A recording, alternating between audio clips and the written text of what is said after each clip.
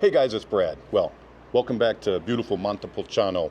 I'm on the deck of my apartment, one of the ones that we bought. We rent out on the nightly rental circuit, what they call it here, like Airbnb.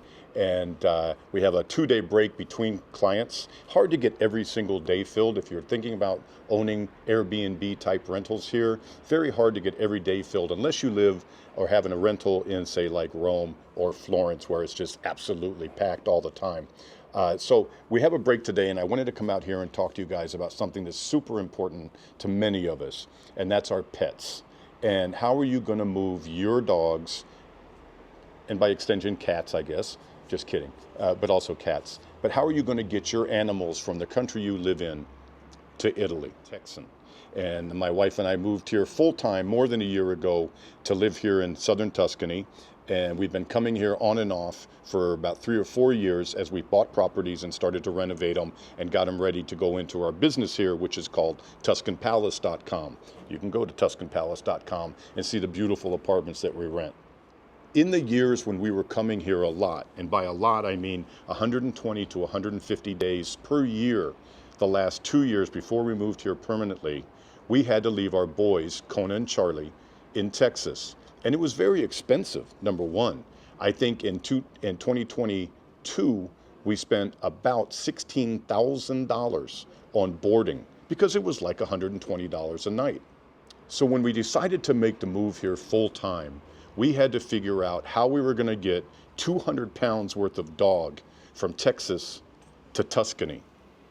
And this is more or less how we did it. It'll probably be different if you're watching this from Canada or Zimbabwe or Japan. It's going to be a little different than what we had to do. But I think the basics are going to be the same. You're going to have to get export permits to get the dog out of your country, like we did. And then you're going to have to know what to do when you arrive here in Italy and want to register the dog. And what you're looking to get is your golden, although it's blue, but your golden EU pet passport. The EU pet passport isn't just something that you show at borders, because frankly there are no more borders in the EU. This is a document that is with your dog. It has a registration number on the back. That's your dog's registration number.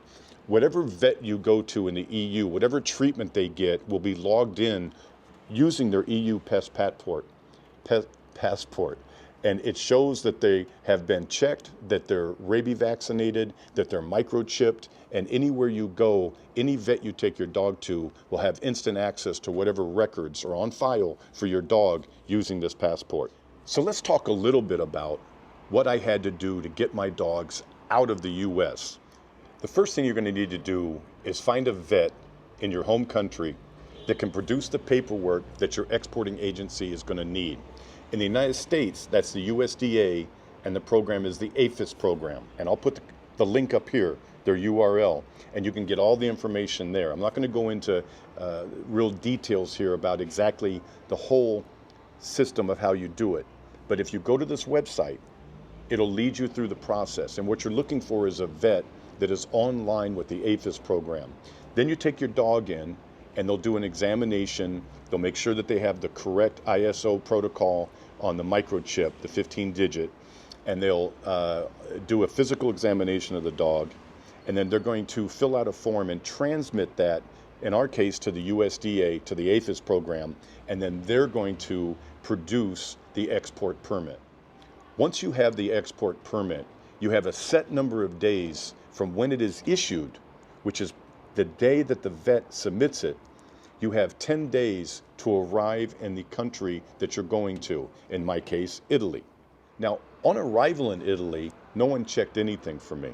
We just walked right through the airport with the dogs, walked right out, and arrived here in Tuscany. Once you come into Tuscany, or whatever province you're going into, you're going to go to the local office that'll register your dog for the local comune or province where you're living. In our case, it was just about 15 minutes away in Torrita de Siena. We went to a local government building, we walked in, they scanned the chip, we paid a 75 or 80 euro fee, and we got our golden passport that's actually still blue. It was that simple. I gotta say, it was the easiest thing that we've done dealing with the government since we got here. Now let's talk about some of the ways that you can physically transport your dog from your home country to Italy. And again, I can only speak for coming to the United States, but I got to imagine that it's somewhat similar for all countries. Number one, if you're lucky enough to have a little dog that's say 6 or 7 or 8 kilos, and you can shove it in a little bag and stick it under your seat, you're golden. You're going to pay probably $150 or $200 for a cabin fee, and you'll be able to walk on the plane with your dog, put it under the seat, have a great flight, walk off the plane. It's so simple. If you're thinking of moving to Italy in a couple years from now, and you haven't bought a dog but you're about to, I highly recommend you buy a small dog, because I'm here to tell you, transporting dogs like I have is a real pain and super expensive. The second way you can bring your dog into Italy is by air on a commercial flight in a crate underneath the plane. Now, I know a lot of you are very scared about doing that with your dog. I was nervous about sending my boys underneath the plane. But when you look at the total numbers of the dogs shipped every year and how many issues there actually are, if they're smart about it, you don't want to ship them in the middle of August when it can be 110 here. You want to ship them in the cooler months. You want to use an airline like my number one recommendation, Lufthansa. If you're coming from the United States to Italy and you have a dog that's not too large, Lufthansa is probably your best choice. They have nonstop flights to Frankfurt from 10 or 12 different destinations in the United States. In Frankfurt, they have a veterinarian center that handles horses and pigs, prized ponies, fish. You wouldn't believe it, but I looked it up, and they actually handle fish because people have these really expensive fish and they ship them with Lufthansa in freight. So when you ship with Lufthansa, your dog will go to Frankfurt first, and they'll take it off the plane, they'll take it to the vet center, they'll be fed, watered, and they'll go to the bathroom. A vet will check them over, and they'll be prepped for their next carry-on flight to wherever you're flying to here in Italy. The only caveat with this is, if your dog is as big as, say, my dog Kona, at over 100 pounds, their crate is too big to fit through the cargo door of what Lufthansa flies from Frankfurt to Rome or Milan. More than likely, they'll be flying an A320 or an A321neo, and the cargo doors are too small to fit his crate. Because remember, a dog crate has to be not only the size of the dog, but big enough that the dog can spin around and give 12 centimeters or 5 inches of height above the head, these sorts of clearances all the way around, so the crate gets to be very large. If you're lucky enough that you can crate your dog and put him under the plane, the fee is going to be probably no more than $400 US. And if you're smart, you'll fly to or drive to an airport that has the shortest flight time. If you're really worried about your dog, look into driving or having them shipped by van to someplace like New York City, Charlotte, North Carolina, Miami, where you have flights that are only 8 or 9 hours to Rome. Don't look at trying to come from Los Angeles nonstop all the way to Rome on ITA with your dog in the cargo hold, because that's probably going to be 14 or 15 hours, and it's just not feasible. The third way to ship your dog would be to use a pet relocation service. I'll put a couple of them up here. These are companies that have very good reputations, but they're not cheap. I'm not being paid by them for this video, trust me. When you use a pet relocation service, they take care of all the paperwork, of telling you where to go. You drop the dog off, they take it from you. You can even have it shipped to your house. They could have brought it here to my house in Tuscany. But they charge basically a fortune to do so. For Kona, my bigger dog, I was quoted over $7,000 US for a one-way trip from Texas to Rome. That was only airport to airport. It's a very expensive way to go. The fourth way you can send your dog is by using a pet jet. What's a pet jet? It's exactly what it sounds like. There are airlines that have services specifically for dogs, and on the plane there will be anywhere from 10 to 20 different dogs with their owners flying basically on a private jet. There's a couple limitations though. Number one is they don't just fly anywhere. The ones that I've seen so far are a set service that go basically from the New York area to the London area. They're also extremely expensive. For me, it would be extremely expensive. More than 10,000 US dollars for a one-way trip. Now, that does include the owner, but I can't guarantee you that it's only $10,000. The other limitation is you have to get the dog to the airport where you're leaving the country. So if you live in Spokane, Washington, you still have to get the dog 3,000 miles just to get to New York City. But I think it's something that if you really love your pet and money's no object, that you can look into. The fifth way you can move your dog is if you qualify, you can take your dog as a service animal. What is a service animal? Service animal is a dog that helps disabled people perform functions in everyday life. It can be a seeing eye dog, a hearing dog. There's service animals that are for people with PTSD. There's service dogs for people with epilepsy. There's no real governing body for service animals. It's kind of the wild, wild west. You make a form that says that your dog has special training that helps you with your disability. It doesn't have to be professionally trained. There's no national database for service animals. It's basically your word that your dog helps you with your disability. They're only allowed to ask you 2 questions when you bring a service animal to the airport to fly, or basically anywhere. And this is federal law. They can ask, number 1, is that a service animal? It's a yes or no question. And number 2, they can ask, what service do they perform?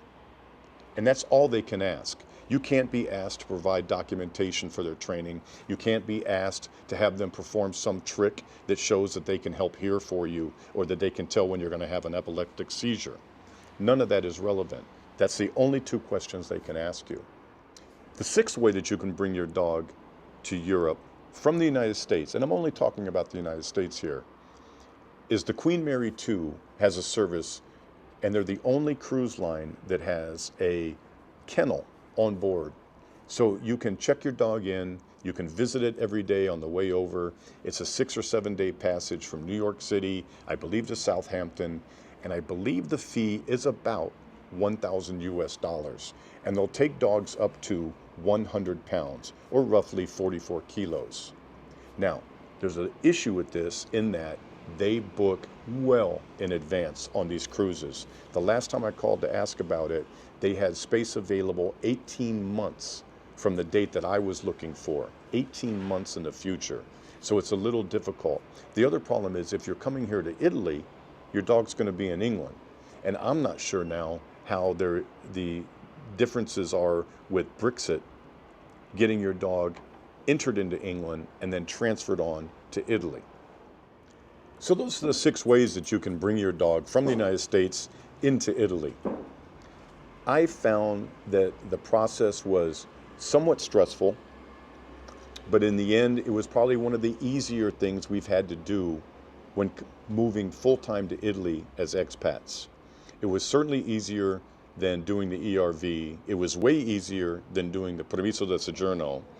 And it was probably about as easy as getting our national health care cards, which I'd like to tell you we finally got yesterday. So we are now officially in the healthcare system here, which is huge for us, being that we're cancer survivors and accident survivors that are going to need future work to repair some of the damage done. I have that coming up in a couple years. So it's very important that we had this healthcare. I had someone comment just the other day, healthcare is so cheap in Italy, you can just pay cash. Yeah, that works if you stub a toe or have a flu or something, but if you get into something serious, you really want to be in the national healthcare system here. Now, having a dog in Italy is a lot cheaper than in the United States. I'm saying that it is about 1/3 of the price for everything except medication and food. I find that the food here was a much better quality than we could get in the United States. My boys eat less, and they've lost some weight since we moved here. The medication that they constantly take, of course, is tick and flea medication. And that medication is about the same price as what we paid in the US. What is a lot cheaper here is medications like steroids for Kona's ears, because my buddy gets a problem with his ears on a regular basis and he has to go through a treatment about every 6 months or a year to help when it gets really out of whack. And we're going to be showing later in this video a visit to our local vet, Federica Barbi. But everything else, grooming, boarding, the vet visit, is all much cheaper than it is in the United States. All right, enough sitting here talking. We're about to go to Arezzo, a town about an hour north of here, where we take our dogs for boarding. And we're going to be going to Nico's Dog Village. Think of it as a summer camp for dogs. As we'll say in the video, in Texas we were paying well over $100 a day for boarding our dogs. Well over $100 a day. Nico's is 35 euros per night for both dogs. And they take them on walks, and they have play times, and there's even a swimming pool if you want them to go swimming in the summertime. So we're going to go up to see Nico's, see the staff, and then we're going to come back to Montepulciano, and you're going to meet our local vet, who really is just an amazing vet. She's taken such good care of the dogs since we've moved here. She even did, when we first moved here, an operation on Charlie. I'll talk about it a little bit in the video. He had a tumor. She did a cell study in the office, was worried about it, removed the tumor, sent it to Milan. They did a biopsy, wasn't cancerous. She did laser scar treatments on him. You can't even see where the operation was now.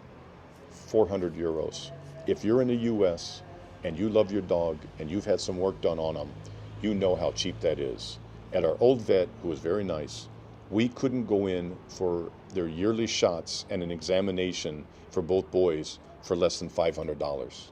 So let's get on the road and go see these things, and I hope you guys enjoy the rest of the video. So we're heading up to Arezzo, and we're going to Nico's Dog Village. And we looked and looked and looked when we first moved here, and we thought that Nico's was absolutely hands down the best place to have the boys. The price is great. The service has been just excellent. What did we used to pay, babe, in Texas for dog boarding for both boys? It was 120 plus tip and tax. 120 per night. Per night. Yeah, yes. Plus tip and tax. Nico's is 35. And they take them on long walks. That's a little bit extra. They have play times, but like really long play times. Not like somebody in Texas was charging us by the 8-minute or 10-minute interval. 10 Remember minutes. that? Yeah, 10 minutes. It was like $16 for 10 minutes of play time. Anyway, they take them on walks. They have a swimming pool. It's all very nice. So the boys are going to be excited here in about 10 minutes when we get there. And let's go see what Nico's has to offer your dog in Tuscany.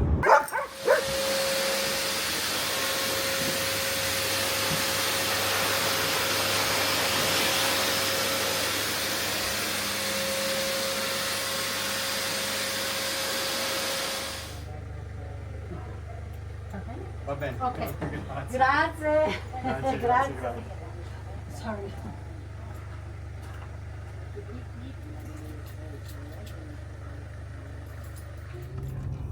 Hey guys, so we're leaving the farm right now we live on. We live on a 50-acre grape and olive tree farm, and we're gonna run right up to see Dr. Federica Barbi. That's our vet. We're gonna have Kona's ears checked out, and it's only about a 3-minute drive to get up there, so let's hit the road.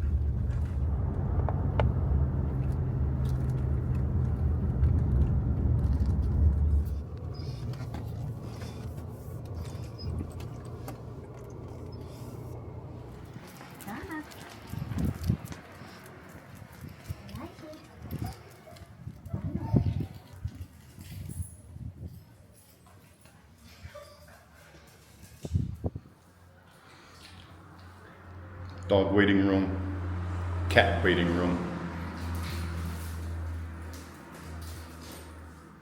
Hey buddy, come on, sit. Sit. Good boy. Sit. Come on buddy, let's go. Come on. Meglio però. Qui. Qui.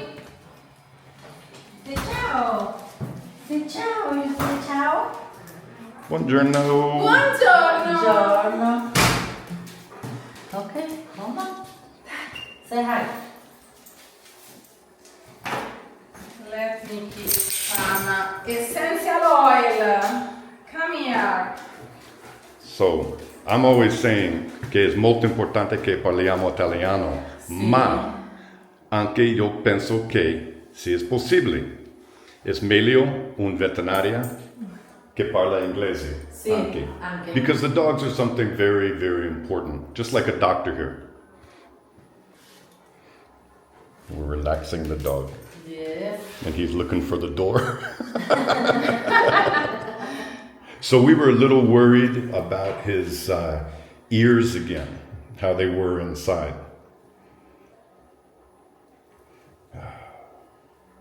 First is the aromatherapy massage.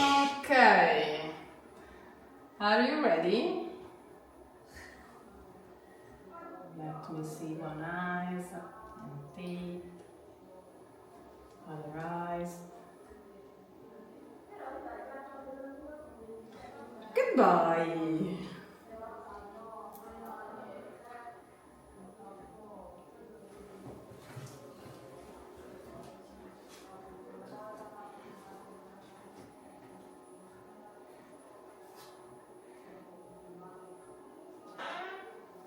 Polso buono. Boy, buddy.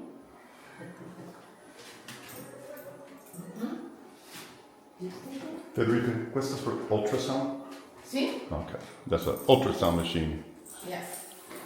Oh, fancy pants. Come on. Stay. Hey. Troppi pisci, qui. And his weight? Yeah. Ben, il peso? Un po' alto? Come me. Oh, ok. Anche io. Vado a prendere l'otoscopio. Fammi vedere le orecchie, che è il punto dolente. Qua. Bravo quel cagnolino, bravo. Molto So bravo. Kona has big floppy ears and sometimes they'll get a little Bravo. bit infected. Sometimes they're just dry. Ok, questo non va bene. Facciamo un esamino dell'orecchio. Sempre la stessa. Sempre questo. Sì. Non state mettendo nulla dentro l'orecchio adesso? Mm-hmm. Niente? No therapy? No, solo pulito L'orecchia. cosa e una acqua Ah, di Texas. che bello. Sì. Oh, mi piace lui. 5 minutes. I Okay. color, I watch Ok, on the microscope and I come back. ok. Grazie.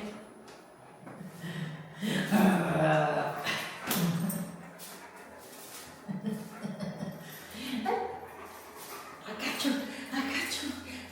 Okay. Now we have to start with the therapy. With some corticosteroid 2 times a week, but we can make washing with water and aceto. Do you know aceto? Aceto for the salad. Oh, You know? Sì. Aceto? Sì, What sì. aceto? Sì. What is the name in English? Vinegar. Vinegar. Oh. Vinegar. Vinegar. Water and vinegar. Yes. 2 parts of water, 1 part of vinegar, white or of apple, as you want. You make a bottle and you wash the hair 1 time a day.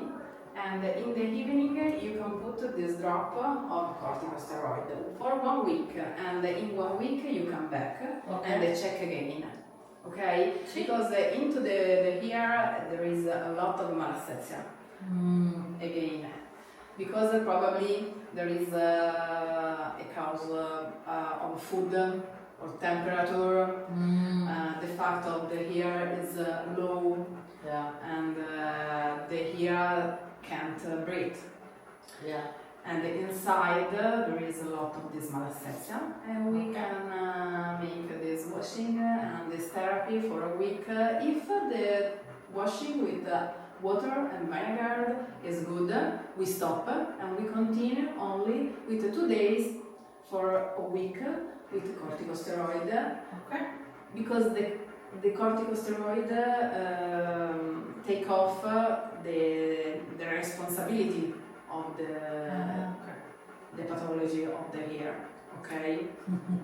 Because sure there is some kind of allergy. Yeah. Yeah. E sono sempre nel campo, nella campagna, who knows. Sì, e anche 2 mesi un sacco di caldo, Ah, tanto sì. caldo, cioè in Italia mai così caldo, così a lungo. Sì, sì, sì. Una domanda. For my subscribers in general, how much, if we had just moved here and we came in for an appointment and they needed their shots, what is the average charge for an office visit? Not for us, of course, but for because we know people that know people. However, No, you can call and give an appointment in 1 day. If it is an emergency, soon we are open in during the day, but we have the mobile for the emergency, and we answer at every hour, in the day, in the night, Right. in the Christmas day, in the last day of the year. Oh, The good. midnight, Happy New Year. Happy New Year. My dog's sick. And more or less, how much? For just like an average visit. Normal visit is 40 euros. 40 euros, 40 euros, and we check the eyes, the teeth, the heart, the temperature, the pulse, and we check also the lymph node. And if there is something wrong, we have the possibility to make an Nico, an RX, and blood analysis, because we have the internal laboratory. But we can make also a particular exam in Milan.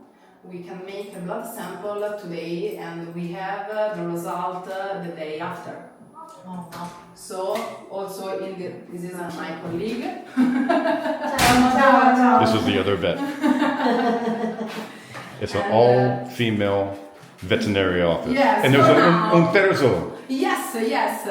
We have a third veterinary in the other room, and I asked to her for the ear because she is a specialist in dermatology. Oh, nice. Perfect. Yes, Awesome. she is a specialist in dermatology, and because I want to occupy my time for my specialty, that is acupuncture, essential oil, and we want to use a more holistic method.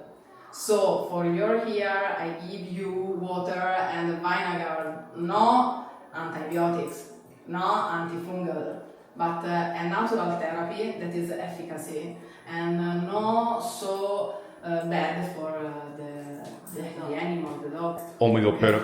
Homeotherapy per cani. Sì, sì, sì. Yes. Okay. Well, thanks for having us in today. Thank you so much. Thank you to you. Ready? Stay.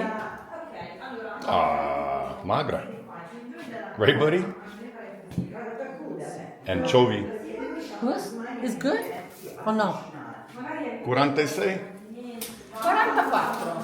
Oh, okay.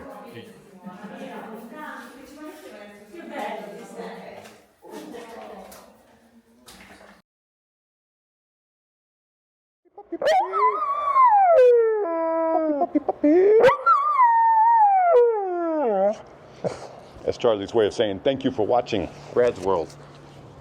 You're going to love having your dog here with you. If you guys have any questions, write me at bradsworld8@gmail.com. Hey, boys. Or go to my website, bradsworld.it. If you have any questions, use the form. Send me a question. If you have a bunch of questions, happy to do a video chat with you. And we'll see you guys soon with your pets in Italy. Ciao.